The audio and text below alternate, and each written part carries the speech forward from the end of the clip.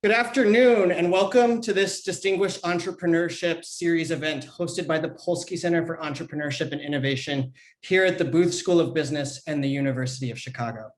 My name is Lucas Peralta. I'm an associate director at the Polsky Center, and I am excited to introduce this event to you.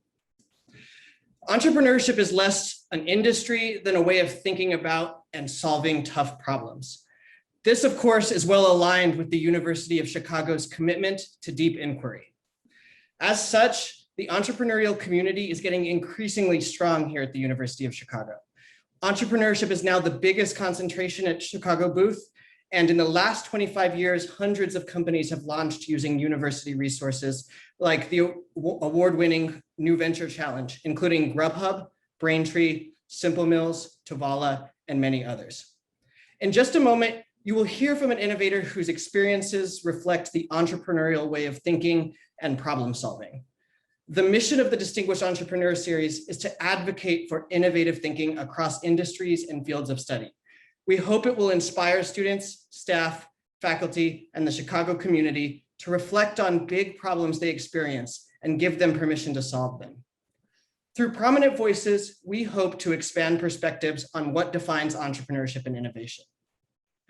Instrumental to the start of this series has been Chicago Booth alum and serial entrepreneur Manish Kathari.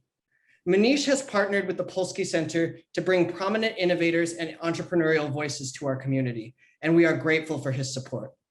In a minute, he will introduce you to our guest, but first, we have some housekeeping to mention. This event will be recorded and shared on the Polsky on-demand section of our website at polsky.uchicago.edu. Around halfway through the program, we will open the conversation to audience questions, and you can submit a question using the Zoom Q&A tool. Be sure to use the Q&A tool and not the chat. I will be reviewing and monitoring the questions at that time. With that said, I'd love to introduce and welcome Manish Kathari. Thank you, Lucas.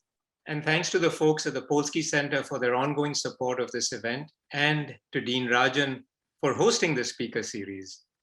I'm honored to introduce our guest today, Nathan Blecharczyk. He is a co-founder and the chief strategy officer of Airbnb. He also serves as chairman of Airbnb China. I first met Nate almost a decade ago at a co-working space in the Valley called Sunfire. At that time, he and his co-founders had already weathered a few storms.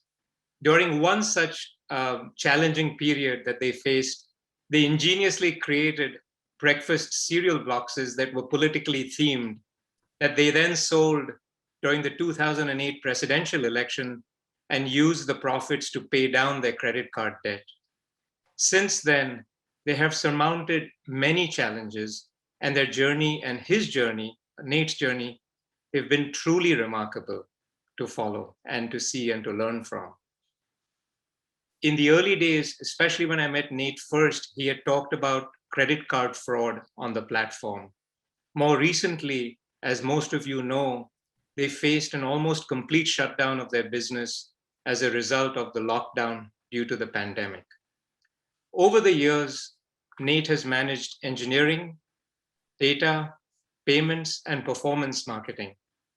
He has literally stayed in hundreds of homes and is a host himself, raising the bar on what entrepreneurs routinely refer to as dog fooding. More recently, he helped create and launch Airbnb's city portal, which helps cities address some of the issues relating to short-term rentals. Nate holds a Bachelor of Science degree in computer science from Harvard, and he and his wife are signatories to the Giving Pledge. Please join me in welcoming Nate and Dean Rajan, and thank you again, both of you. Thanks very much, Manish. Thank you, Lucas. Nate, it's a thrill to have you come to this event with us. Maybe I'll just pick on some of the themes that Lucas and Manish mentioned and take it from there. Just going to the beginning, what drove you to the founding of Airbnb? What evidence did you have that this is something that the market would benefit from? Well, we were really just solving our own problem. Kind of on a whim. The rent on our apartment was raised 25%. I decided I was moving out. My two roommates wanted to stay, but they had just quit their jobs to become entrepreneurs. also known as unemployed. So they didn't have any money either, but they are designers, and they saw that a design conference was coming to San Francisco, and they saw that all the hotels were sold out. And so they had this idea to why not rent out that vacant bedroom, the bedroom I had vacated, to designers who might need a place to stay during the conference. Now the room was empty, had no bed, but they set up an air bed. And so instead of calling it bed and breakfast, they called it an air bed and breakfast. So Airbnb short for air bed and breakfast. They put up a simple blog post, and they managed to attract 3 designers who each paid, let's say $70 a night, times 3 times 4 nights, almost $1,000, enough to help pay the rent. But they also ended up all going to the conference together and having a really good time. And Joe and Brian showed them around San Francisco and took them to their favorite restaurants, introduced them to friends. And so, it was much more than just a transaction. They really got kind of an insider's point of view beyond just a place to stay. And so it was really just this one-off thing. And it wasn't until a couple months later when one of the early guests kept kind of, I don't want to say bugging us, but like sending us notes saying like, what's next for this big idea? It wasn't obvious to us it was a big idea. In fact, for about 2 months thereafter, we were thinking of like, what as entrepreneurs do we want to work on, before we realized we had just had the experience that, was the big idea. But, upon reflection, we thought to ourselves, maybe we can do this same thing for other people, other places. Maybe we can make it just as easy to book someone's home as a hotel. And so that's what we set out to do in early 2008. I must say we didn't do a lot of research. I didn't know anything about VRBO or couch surfing or any of these sites that actually predated us at the time. So when you think about sort of the adoption of Airbnb, how different has it been from how you imagined the platform? I mean, back then, did you have any sense that this would grow to what it has come to become now? No, absolutely not. And it did definitely evolve in terms of, what you'd see on the platform. Just in terms of the accommodation, it literally started out being an air bed in an extra bedroom in our apartment. And for a while, that was kind of the focus. But, we saw people, it was an open platform, and, we didn't really prevent people from stretching the limits of what they put on there. And so, air beds became, proper bedrooms, but just a bedroom, to eventually an entire place. I remember one of our early users said, hey, I'm leaving town, I want to do my entire place, but one of the required fields on the website is breakfast. And you had to pick something that you were going to serve. And no breakfast was not an option. And he's like, listen, I'm not going to be in town, I can't serve breakfast. What should I do? And we said, okay, well, maybe we'll just drop that field from the website or make it optional. And then from there, it really got wild. People started putting tree houses and islands and boats and all kinds of really interesting stuff. And so, as the marketplace grew, you started to see a lot of really interesting use cases evolve, and, ultimately allow this to become, a mainstream offering that could, really meet anyone's needs. I like to say that, regardless of the type of trip you have in mind, there's something for everyone on Airbnb. Any one thing might not be a match, but the diversity of it all is the real power. Mm-hmm. Manish mentioned the 2008 Democratic National Convention.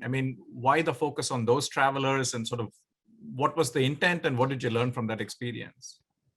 Well, the whole original inspiration came from an event, right? That insight that big design conference, hotels sold out, or at least very expensive. And so, that was always, at the front of our minds. And we thought, events are the time when you really need alternative accommodation, right? And so that just kind of made sense. But a number of other things evolved from that. One is events were a great press strategy, right? Events are already being talked about in the media. And as a part of that story, it's really interesting to say, look, there's no place to stay, but well, wait a minute, you can stay in someone's house, right? That was always an interesting angle on those stories. And so we developed a concerted strategy in the early days, and today still, to identify big events and generate publicity, and really use the event as a catalyst to bootstrap supply and demand. And so we did this, during the DNC, when Barack Obama received the nomination of his party. But we went on to do this like World Cup, Olympics. We're now a 10-year, top sponsor of the Olympics for the next 10 years. So events remain an important part of the kind of promotional strategy. Mm-hmm. And what was the story about the cereal? I mean, how did that fit into that strategy? Actually, I got a cereal box right up there on the corner of my book. You can see it. Oh yeah, the Obama O's. Obama O's and Captain McCain's. Yeah, so look, at the time, our name was Air, Bed, and Breakfast. It was now the end of 2008, right before the election. And, honestly, we had no business. I mean, it had been almost a year and we weren't seeing any growth. We were making about $200 a week. And we were getting kind of desperate. And we're trying to think about how to generate publicity. And, we had launched at the DNC. Through the DNC, we had gotten media contacts, political reporters. And we're thinking, how can we use these contacts that we have, these political reporters, to generate more publicity for the company? We need to manufacture something that will get their attention. And again, at the time, the name of the company is Air, Bed, and Breakfast. Again, I'm not sure how this happened, but Joe and Brian kind of cooked up this idea late one night that we should do something having to do with breakfast, because since it was part of our name. And so they were going to create a presidentially themed breakfast cereal. And they're going to come up with Obama O's, Captain McCain's. They did this really fun artwork, really witty text if you read it closely. And they were going to send these to the reporters. They thought, look, if we email reporters, they're just going to delete our emails. But if we send them something like this is a conversation. So they're going to call us back and they're going to want to know what's up. And so that was the idea. They actually made 500 boxes of each. And look, for the record, I thought this was a crazy idea. And I'm the engineer, they're the designer. So we often were at odds sometimes in terms of approach. And I just made them promise me you won't spend any money on this. Promise me I won't have to code anything. They were very resourceful. They didn't spend any money. They were able to pull in a lot of favors and things like that. We did eventually have to make a website because we made 100 boxes of each for the reporters. We also took the other 400 boxes and ended up selling them on a website that I put together, $40 a box. And we numbered them. We called them a limited edition collector's item. And so sure enough, the reporters got these and they called us back and they're saying, what is this? And, within a couple of days, we were on, it took about a month to make, but within a couple of days of mailing them, we were on Good Morning America and CNN International talking about, Obama O's, Captain McCain's, and Air, Bed, and Breakfast. We ended up being the #1 political video of the day on CNN. And that day we sold a $40 box of cereal every 3 minutes until we sold out. And so in the span of a week, we made basically $30,000. We sold out of Obama's. We never sold out of Captain McCain's. And it was awesome. And that was more money than we had made all year in our core business. And it did help us pay off our credit card debt. But here's the really interesting thing about that story. I mean, that was really kind of a flash in the pan. I wouldn't say it materially helped the business. $30,000 was nice, but considering it was about a month and a half of effort, I don't know if that's good ROI. But here's where it really played a pivotal role. At the end of that year, we were applying to Y Combinator, and we got an interview, and we went in, and you get a 5-minute interview, and within 2 minutes, the interview went off the rails. Paul Graham was like, "What? Strangers staying in your home? I don't like that idea."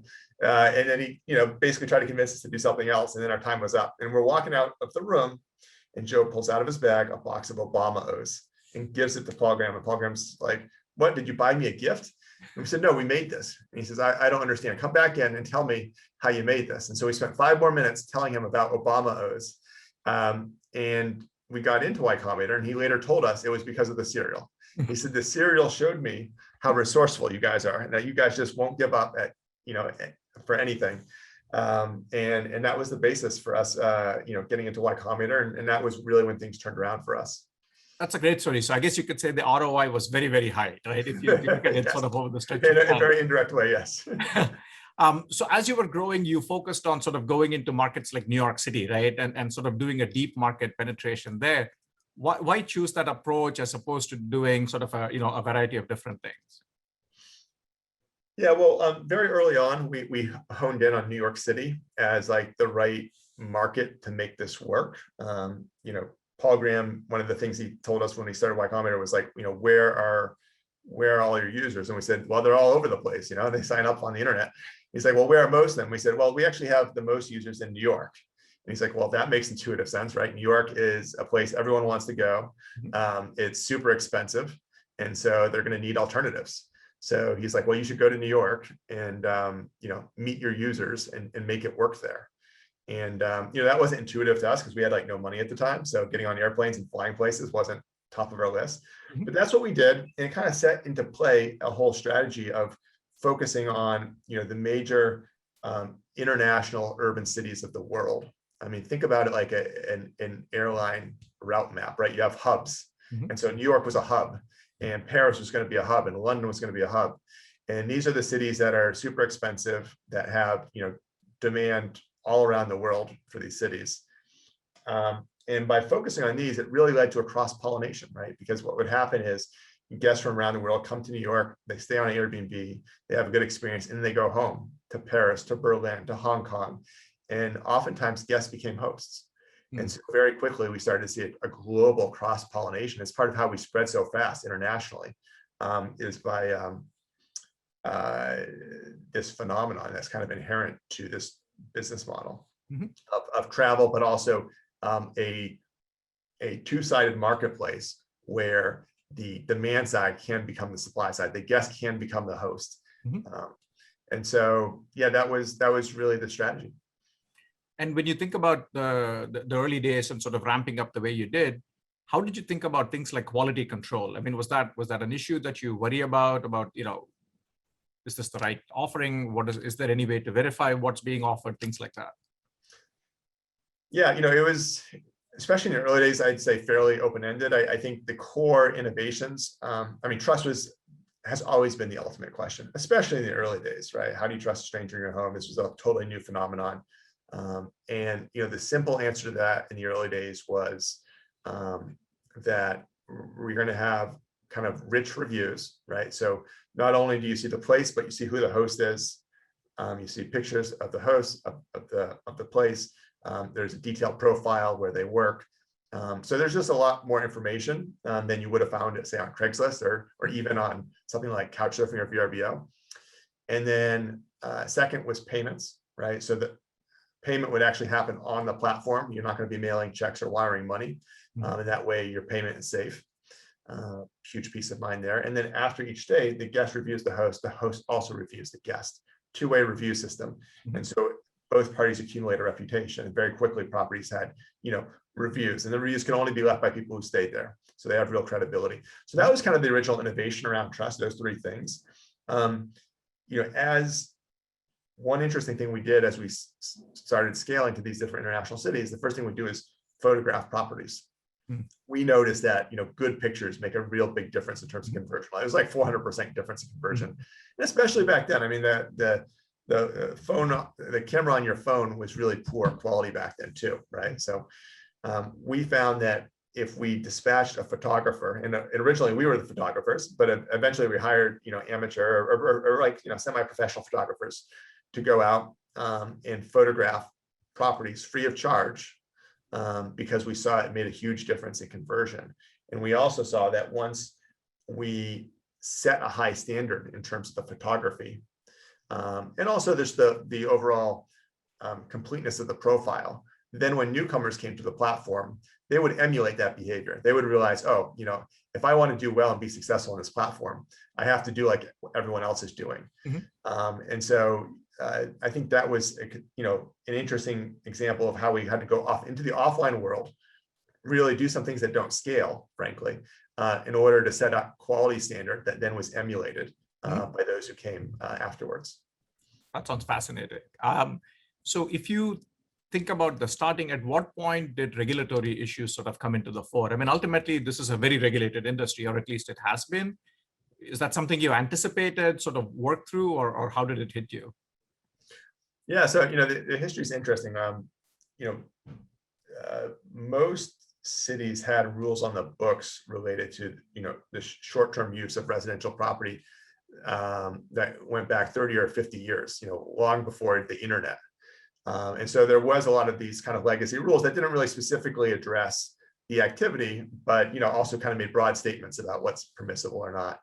I remember in the early days, like back in 2010, like going to New York and trying to have these conversations with policymakers, and they're like, who are you? Like this is not a problem. Why are you talking to us? not a problem in the sense of like, they had bigger things to worry about. But of course, with scale, you attract attention, and suddenly the issue does become a priority.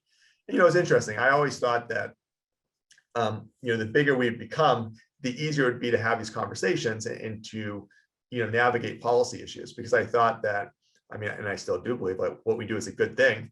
And I thought that story would become more clear over time, especially with data.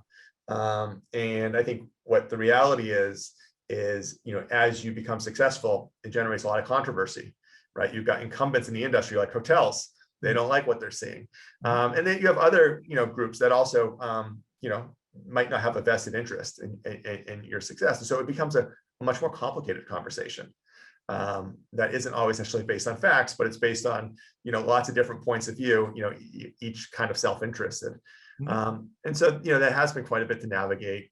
Starting in, let's say 2014, you started to see places like Paris and Amsterdam and others start to pass rules and regulations. Fast forward to today, most of our top markets are regulated at this point.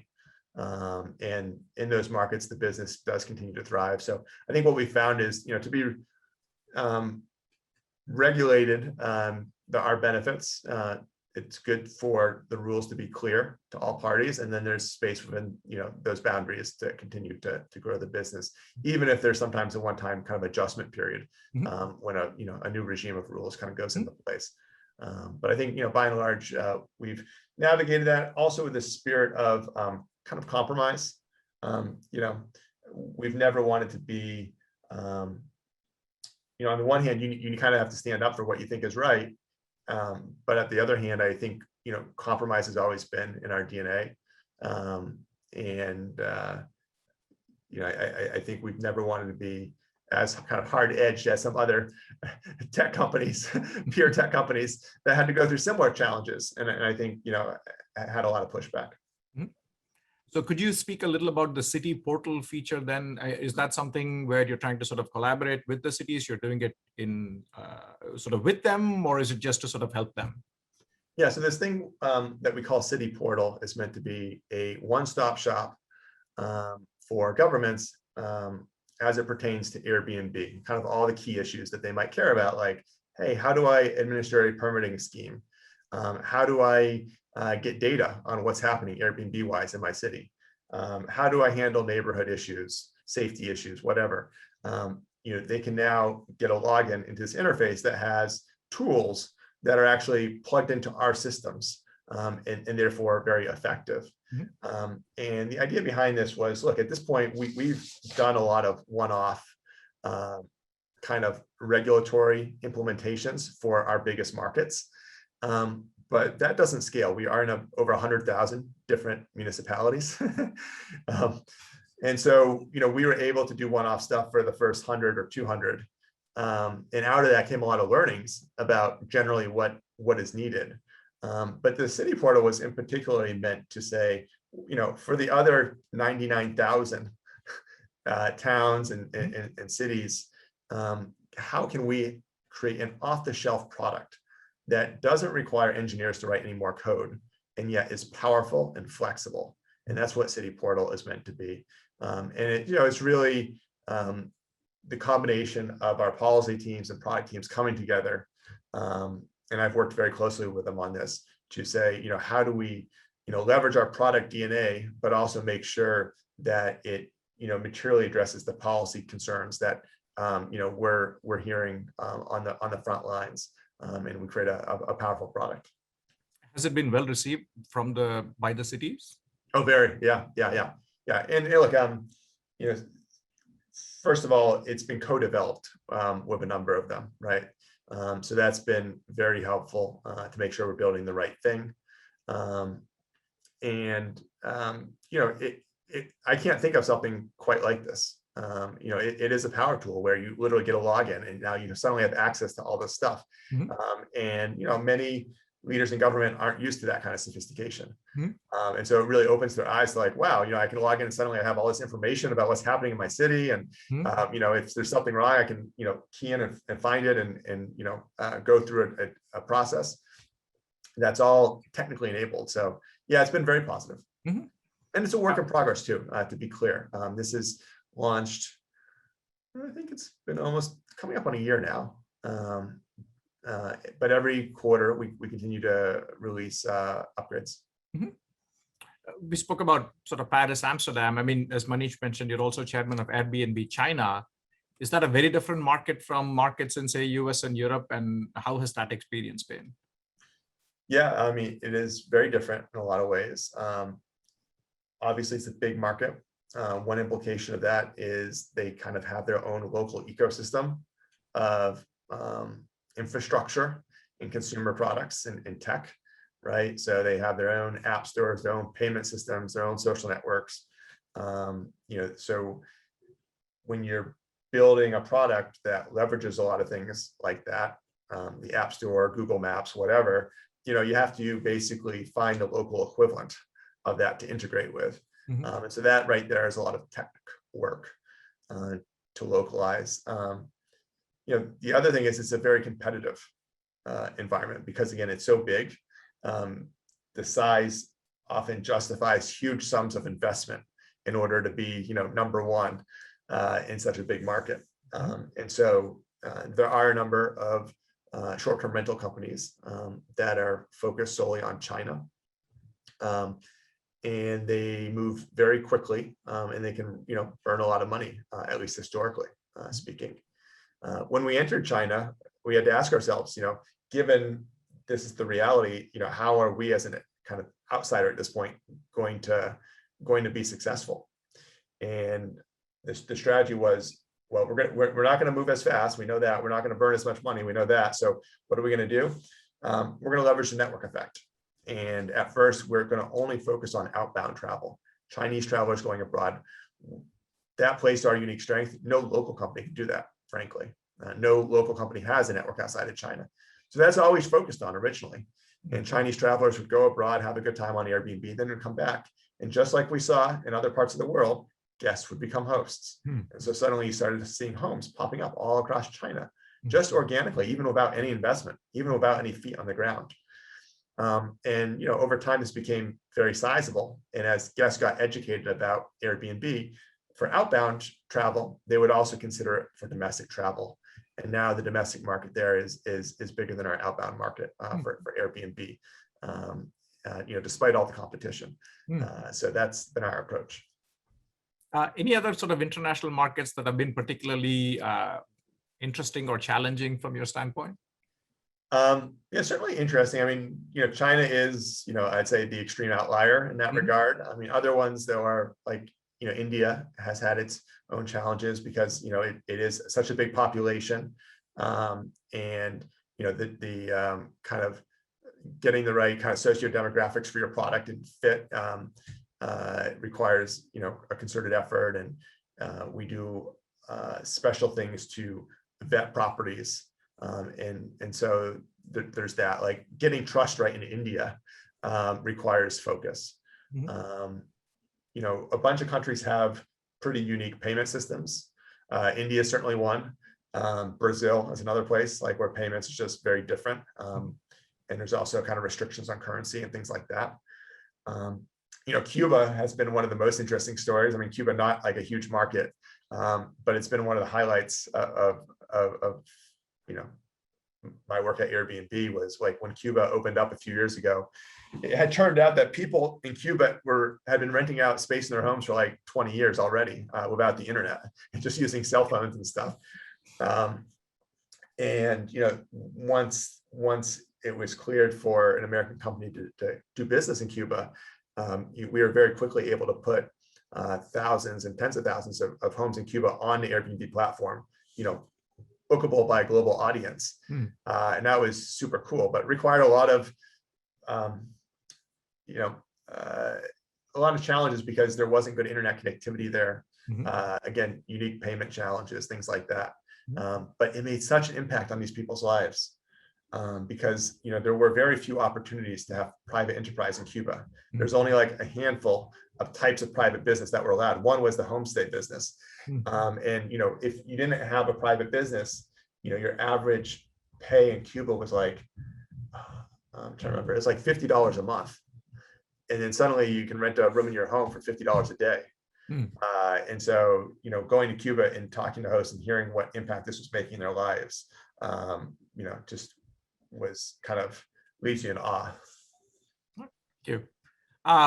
We can chat maybe a little bit about the pandemic, which has been a huge negative for a lot of travel lodging companies. But Airbnb actually, went through a successful IPO during the pandemic.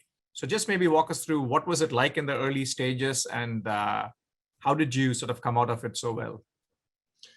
Well, it was insane, crazy, scary. In some ways, we saw it coming in the sense that, we had considerable business in China, and China went through this, in January and February of 2020. But still, nothing can prepare you for like 80% of your business evaporating in the span of 2 weeks in mid-March of 2020.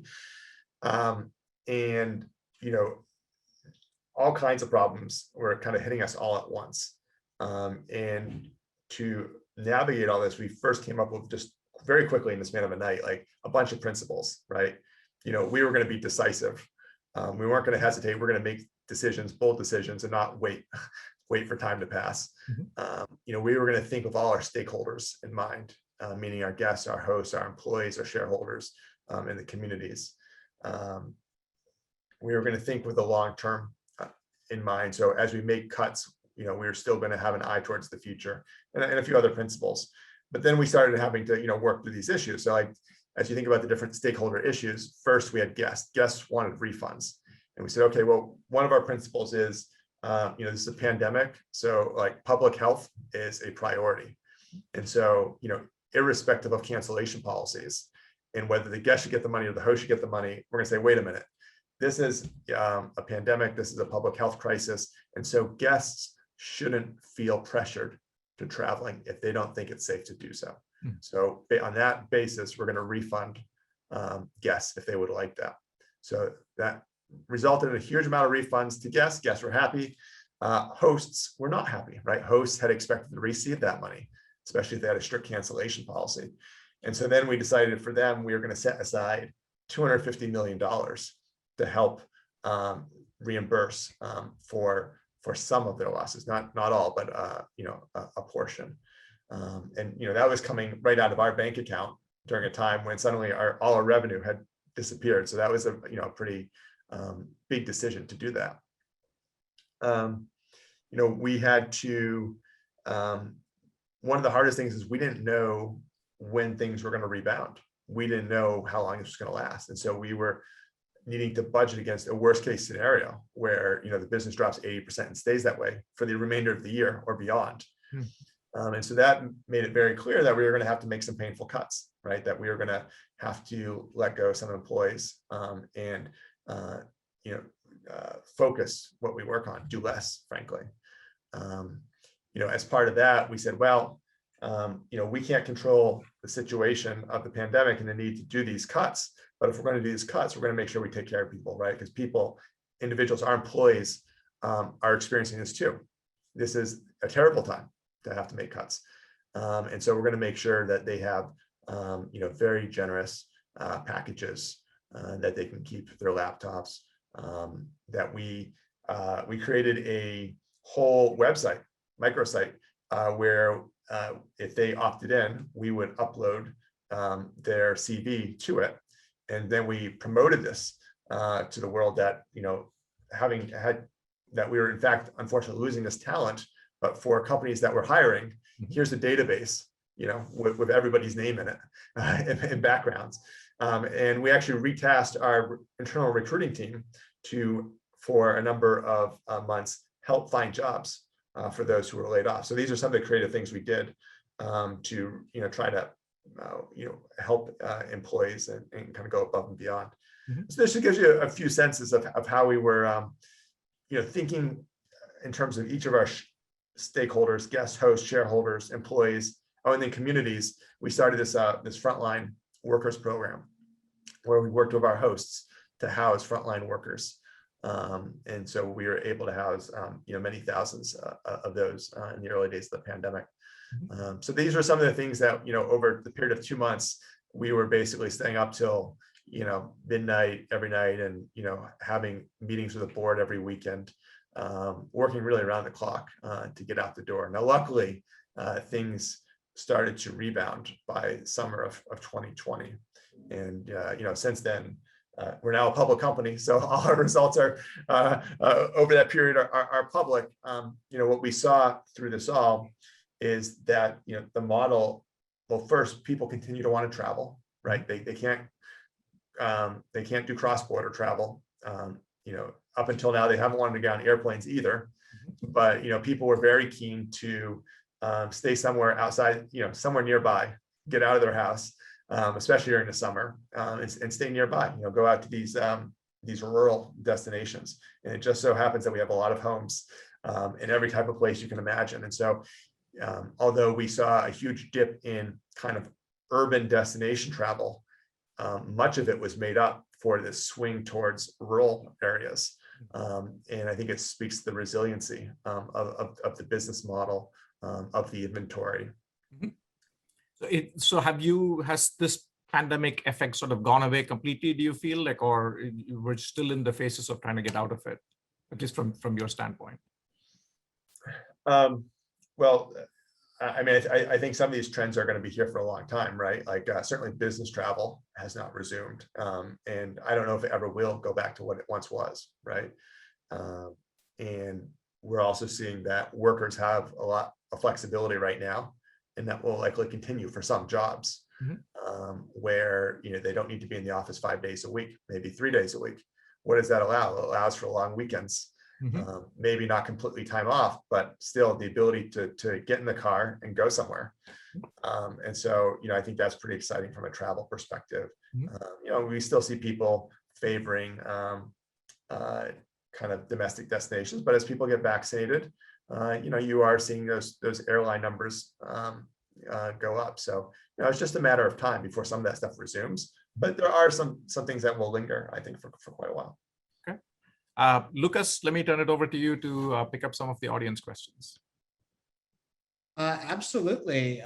Once again, thank you, Nathan, for being here. I'm going to go through some of these audience questions, and feel free to give us your perspective. There's actually a lot of questions around what it's been like from a career and career journey standpoint to have gone from an early stage startup to a newly IPO'd business. Like, what are the skills that you had to develop over time, and how has that kind of affected your thinking about your long-term career trajectory?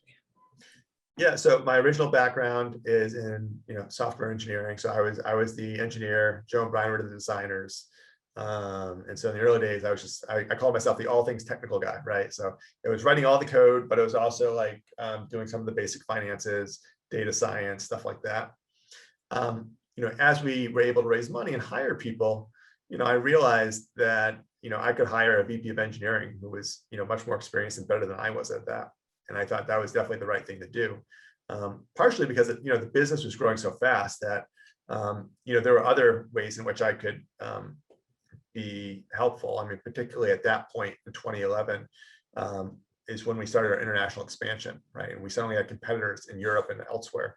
And so suddenly it's just a land rush to open up offices around the world and get the story out, right? And so suddenly I'm flying off these countries and doing press interviews and recruiting country managers and kind of getting the operation rolling in different places. And Joe, Brian, and I, we would all split up. I mean, it's the beautiful thing about having three founders. It's like we, in some ways, we're like had 3x the bandwidth.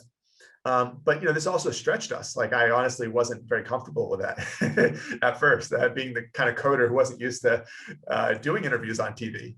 That was pretty tough, but that's also one way in which you learn, is by just kind of putting yourself in an uncomfortable situation, figuring it out, and you get better with time. Over time, the company needed different things that, particularly where it's able to leverage my background. So like at one point, our leader of performance marketing left. And so I stepped in, and that's really just the intersection of tech and data. And so, I was able to offer a pretty, good, powerful perspective there and make a difference. Likewise with payments.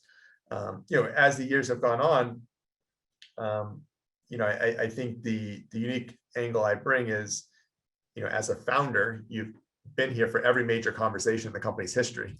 So you have a lot of context, right? And so that is really valuable when so many people are new at the organization. And so you can, even if a team doesn't report to you, you can be really impactful as an advisor.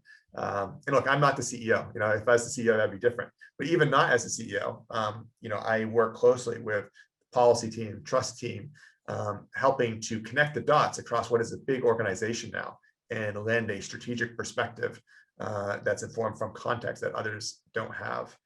And I guess, my perspective has been like, I'm always happy to put myself out of a job. I'm also want to make sure I'm working on, things that are both important, but that I can uniquely do, right? That no one else in the organization can do. And so that has taken me to different things. It's taken me to China. It's had me work on the city portal product I mentioned before. And so, through all this, you grow as an individual. I would say it's been a very organic process, learned by doing. Now as a public company, I don't think things have actually changed that much. We are coming up on, it's going to be 14 years, I guess, come January. Geez, this is like a huge number. Bottom line is like, we've kind of been a big company now for a little bit. So, a lot of the processes, you need to be public. You also need just to, be a big company at our scale. And so the way in which we operate, I would say, hasn't had to change too much. We were frankly already had kind of gone through that transition quite a few years ago. Great. This is a question from Hayden, who is kind of for the engineers in the audience. In the early days, how much did Airbnb rely on third-party IT infrastructure? And how would you help technical co-founders think about that, in modern startup environments?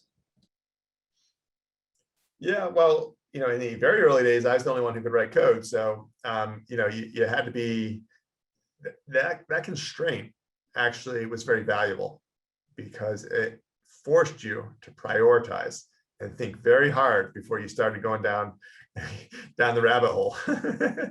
So, I was very good at pushing back at, a lot of requests for bells and whistles that, frankly, were good ideas, but maybe not the most important ideas in the beginning. So, one, I'd say, constraints are a good thing.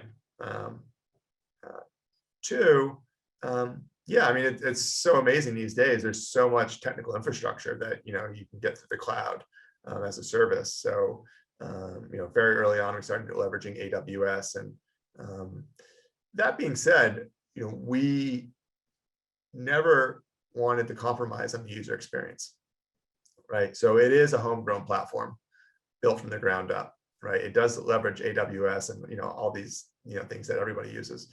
But the actual thing that you as the customer touch, the product flows, that's all custom developed. And one specific example where we had to make this decision was the payment system. So early on, I tried to use an off-the-shelf payment system that Amazon had at the time. They just debuted this thing called Amazon Flexible Payments. And basically, it facilitated the exchange of money peer-to-peer. So it would charge money from one individual, and programmatically, you can instruct it to be deposited and given to another individual. Super powerful. And I like that because it's like, well, we don't want to get stuck in the middle of that, right? And so this is the answer to that. I spent over a month trying to get this thing to work. It was hard because it was brand new, it wasn't well documented. And I got it working, and I was so excited. As an engineer, I was like, it works, guys, it works. And I showed Joe and Brian, who are designers, and they say, this is a terrible user experience. They were kind of disgusted by it. And at first that was hard because I spent a month trying to make this thing technically work. But then I realized they were right. I was like, this product flow sucks. They forced you to go through, these screens that were Amazon branded screens, and they were, asking for all this detail that was more than should be necessary. And so we basically threw that out, and we built our own from scratch, our own payment system. And at first, that was, it was pretty basic. It was like, we charge you by credit card, we collect the money, and then we pay someone out by writing a check. And if there was a chargeback, we would just eat it. And so there was a lot of risk with it. But we thought, well, this is a high quality problem. If people are doing chargebacks, at least that means we're getting bookings, right? Like, it means at least someone's coming to our website. So we'll deal with that problem when it comes. And over time, we just constantly kept improving it. And at this point, I would say we have one of the most sophisticated payment systems on the internet. I would say it's not that different from a PayPal or a Stripe or whatever. Yes, we don't sell it as a service that others can use, but on the back end, in terms of the complexity, in terms of how we process native currency and hold native currency and distribute it at a cost-effective manner, there's a lot of sophistication there, and it all had to be custom built because at the time, especially, no one could provide that for us in a way that had a great user experience. So I'd say, yes, you want to leverage stuff off the shelf, but if it comes at the cost of the user experience, the core flow, then that's when you definitely have to build it yourself. It's really fascinating. We're going to stay in that very early stage of your career standpoint. We've got a few questions around this theme, but I'm going to ask Sashin's. On a personal level, how did you think through next steps of your career and your commitment to the company during the time right before the YC application? So how do entrepreneurs make decisions about taking the risk and starting their business? The first year, 2008, was super difficult. That's a long story in itself. But bottom line, by the end of the first year, we had, not made any money, had no traction. Weren't able to fundraise any money. We'd worked very hard, and we had a lot of debt. And we're kind of at the point of like, well, when do you know it's time to quit, right? Because we've dedicated a year to this. And furthermore, particularly me as an engineer, I had a lot of other opportunities. A lot of other people were offering me jobs and stuff, and so there's a lot of temptation out there too to, get pulled away. One of the original premise for going after this was actually just Joe, Brian, and I wanting to work together.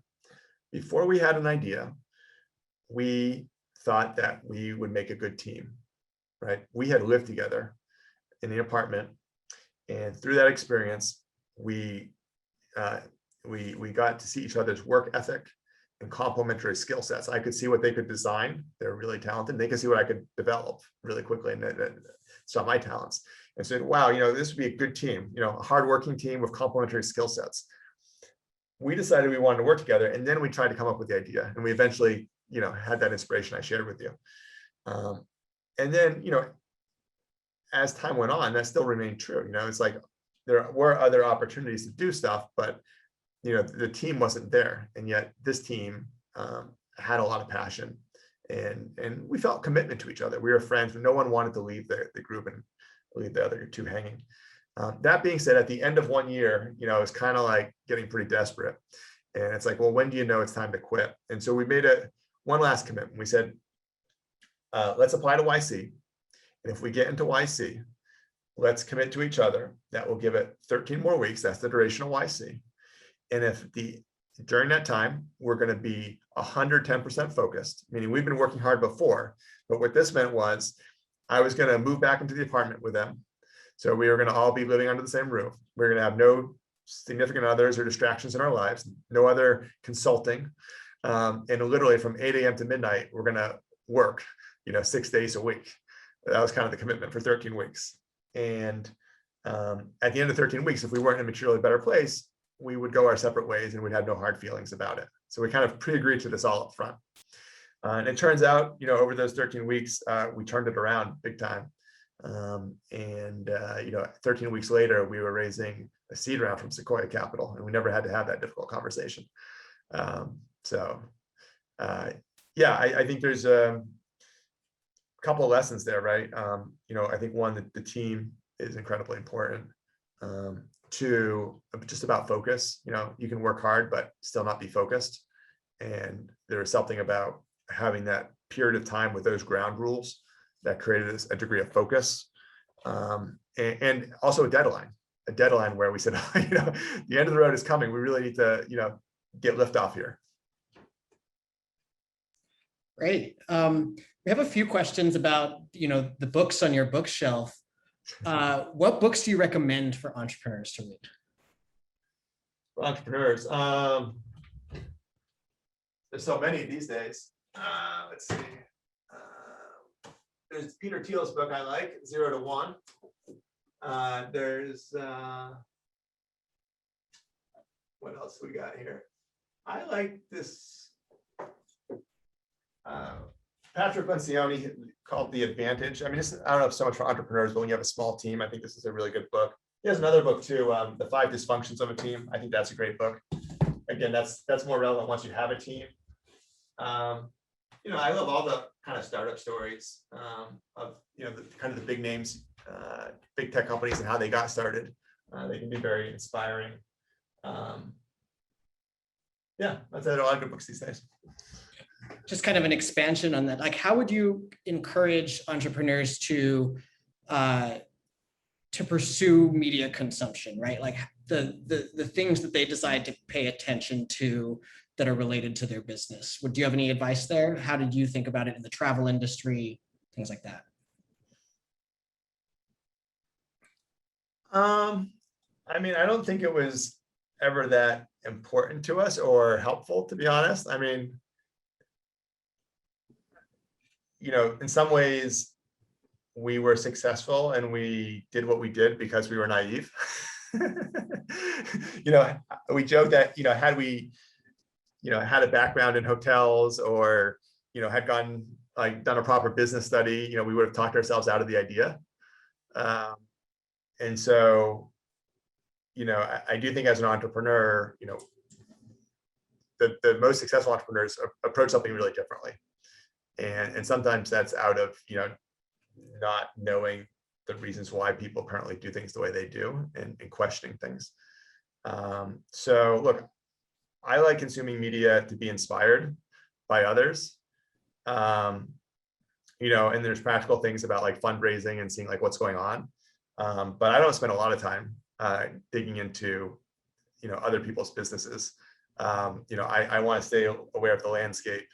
I want to talk to, I think having, peers who are going through this is really valuable to get the inside scoop, the stuff that you never can really read about on TechCrunch or wherever, but like the inside story about like, how do you fundraise? What's that like? What are the pitfalls? That's super valuable. And the camaraderie too, that comes from that. I mean, one of the hardest things about entrepreneurship is just like the feeling of the unknown that, a lot of your friends got big jobs elsewhere and they ask like, hey, what are you up to? And you're like, well, I'm working on this project. But it's obviously nothing to begin with. And, the path to make it something is not linear, right? It's a roller coaster. And so, that gets really hard to sustain. And so you kind of need to have friends and camaraderie that will, support you and give you hope to keep going when the going gets tough.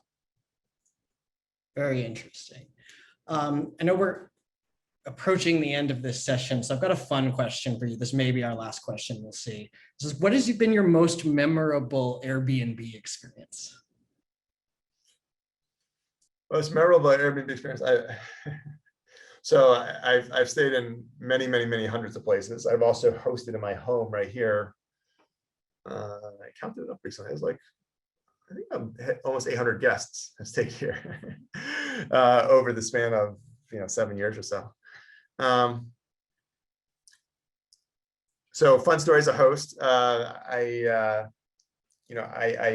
had a woman staying downstairs and she needed some towels. So I brought them down and we realized we knew each other. And turns out she had interviewed me. She's a reporter, and she had interviewed me when we were first expanding abroad into Europe, 2011, Germany specifically.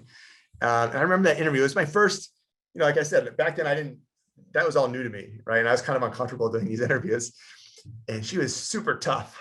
I mean, she really didn't think we were going to be successful, probably at all, but certainly not in Germany. And it always left an impression. And then basically 4 years later, it just turns out she booked, my Airbnb in San Francisco. And obviously at that point, the company had come a long ways. So that was just like a fun kind of random encounter. As a guest, my favorite, coolest listing, I sometimes use as a backdrop, is this 3-story bamboo treehouse in Bali, Again, so many unique structures. Probably the most unique place I've ever stayed, but it was like $250 a night, and you get this like thing that's out of a dream in the jungle. I don't know, many more such experiences. So I'll leave it at that. Very cool. We may have 1 minute left. So just, do you have any parting advice for, we've got a ton of entrepreneurs, a ton of people thinking about career decisions moving forward, just like any final parting words for them? And then I'll throw it back to Dean Rajan to wrap us up. Look, I think there's so many paths in life and in your careers. I think the most important thing I've learned is just, always be challenging yourself, always be learning, right? It doesn't really, I think going down a traditional path is 100% okay. I think going and starting your own things 100% okay. As long as your mindset is, I should always be learning. The minute you stop learning is, when it's time to make a change and try something new. And if you also have that mindset, even if something fails, you will inevitably learn something in the process. So that's one thing I always encourage. Two, I would just say, like, doing something different is, I think, how you build the biggest businesses. And so, rather than like an incremental thing, and I mean, that's why I like Peter Thiel's book here, The 0 to 1, because he talks about, the difference between like incremental ideas and like really game-changing things that, create a whole new category. Third, I just kind of look back at all the experience over the last almost 14 years. And I think what I'm most proud of is, how what we've done has impacted so many people around the world. Nothing is more satisfying than like showing up in India or in Cuba or any of these places, and then like having a host meetup, and all these people show up, and I ask them like, what does this mean to you? Like, why did you become a host? How has it helped you? And you get these like most heartfelt stories, and you realize like, wow, look, how could I have ever imagined having that kind of impact on somebody on the other side of the planet that I would never otherwise kind of come across? And I think that is what's most satisfying about being an entrepreneur is creating a product that other people use and hopefully use to better their lives. It's very satisfying. And then, all the metrics and all that stuff is great too, but those numbers, they just keep getting bigger and bigger. And it's like, at some point they stop meaning anything, right? They're very abstract. What it never ends up being abstract is when you hear these stories, heartfelt stories, each one unique from your customers. That will always be satisfying. Nate, I just want to thank you. This has been incredibly fascinating and interesting, and congratulations on everything you've done. I have 2 daughters who are in their 20s. I don't think they would even know how to book a hotel room because all they know is Airbnb. And so you've completely changed the way a whole generation even thinks about what travel means and staying in a place means. So thank you for coming and being so open and honest and sharing your wisdom with us. We greatly appreciate it. Oh, it's great fun. And I hope it was inspiring and useful. I remember, how important that was to me especially when getting started, to again, learn from others and be inspired by others. So hopefully I can give back just a little bit.